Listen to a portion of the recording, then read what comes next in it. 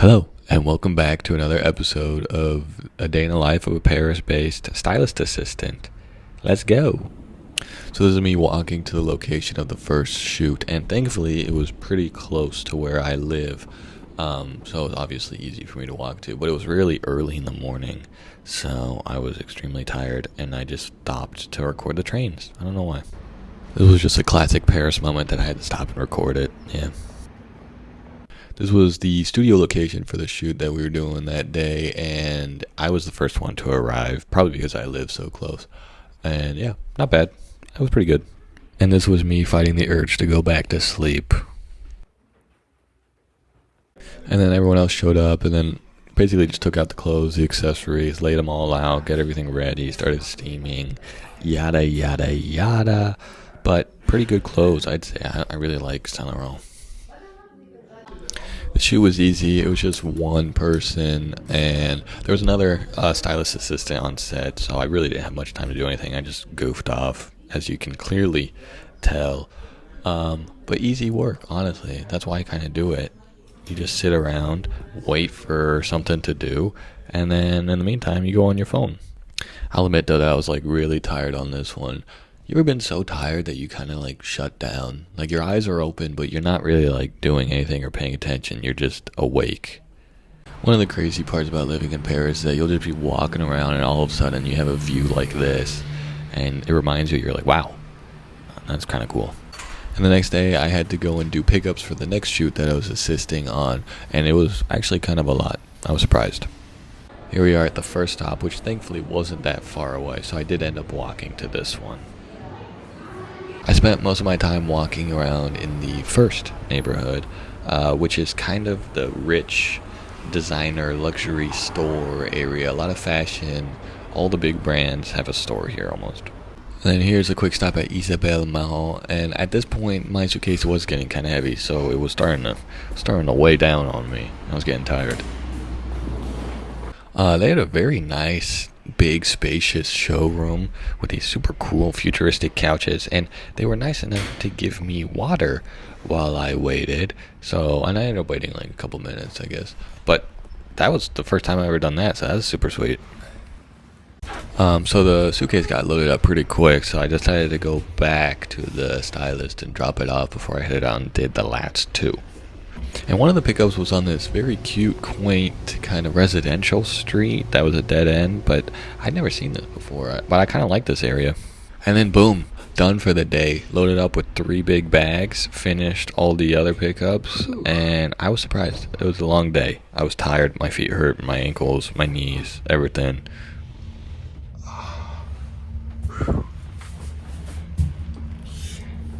And then this semi-new magazine was having a launch party for their newest edition called Bad Lawn. And they had this display case full of all the different covers that they had for the new edition. And I think the one I got was the artwork cover. I really like this, though. This was these huge printouts of the photos and editorials from within the magazine. I thought that was pretty cool that they had them laid out like that. And alongside that, they had all these different artworks. This one was these phones, these old phones carved out of wood. And then there was this cool little creepy guy in the corner with his Keanu Reeves t-shirt, which I was kind of digging this character a lot. Anyways, shoot number 2. Early day, time to go carry everything to the location. Hooray! So here it is, all the clothing in its glory. I had to pick up maybe half of this, and there was another assistant that picked up the other half, but it was a lot of clothes. And this is what it looked like all set up in the bedroom, and it's messy in here. It was a lot of stuff, but we used most of it. I think we used everything. And then here's me steaming some clothes, which is pretty much 50% of the work I did that day was just steaming stuff, which is kind of what I do normally on these types of jobs anyways. But there was one job I did not so long ago, which was probably the biggest styling assistant job I've done, and I burned my hand so bad on that one with the steamer because I was an idiot, and I put my hand behind right where I was steaming, and then I ended up having to ice it and wrap it up for the whole day because it was burnt bad. So don't do what I did. Learn from my mistakes. And then here's me trying to figure out how to hang this dress which I never actually figured out how to do it that day. But that's the thing about styling, is sometimes you just get some clothes and you have to figure out how to put them on or how they go. And that's also one of the things that I struggle with. So most of the photo shoot actually took place in the photographer's real apartment, and it was a nice place, pretty big. And he had a stripper pole in his living room. I just had to give it a little test run. Thankfully, I did it when no one else was around, because I have no clue what I'm doing, and I got super dizzy while doing it. But enjoy.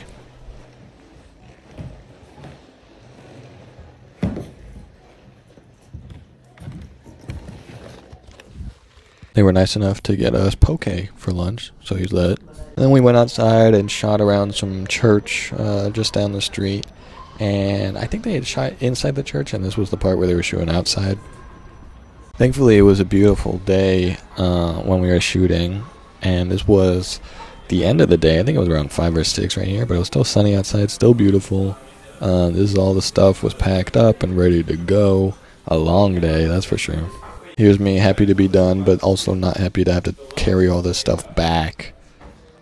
And then stopped by the magazine launch for this YouTuber, Instagrammer, Lara Violetta's new magazine called Violet Papers, I think at this magazine shop in Paris called OFR, which is a pretty hip, cool spot in a cool part of town.